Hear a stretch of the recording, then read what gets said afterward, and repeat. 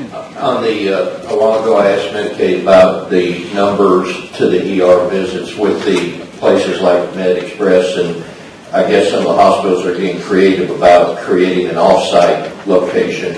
So those numbers don't actually factor into what would be counted as a traditional visit to the ER that's located at the hospital. No, it does not.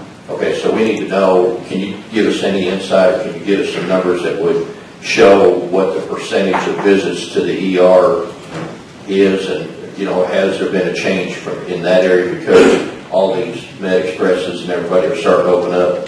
That may be difficult to give, but I'll certainly give it a try. Okay, because, to me, one of the issues we got to have are numbers that are solid based on the accuracy of what's happening. So to give a reflection of a number that's given that says that ER visits are up or down or whatever, if it's a gain, for lack of a better term, of shifting patients away from the ER, because that would drop the number of patients coming in, that'd be critical for us to know. I hope you can provide that.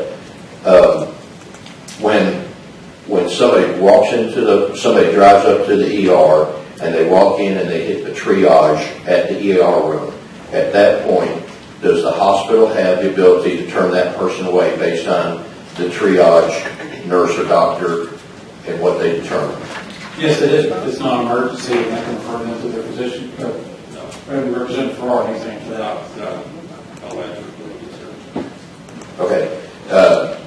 Then if a patient walks into a doctor's office and says, I need to be seen, and the doctor says, well, you have a gallbladder issue, I'm going to send you over to the hospital to be admitted, does the hospital have the opportunity to say in that scenario, no, we won't take them, or yes, we will, because it's being referred by his primary care physician?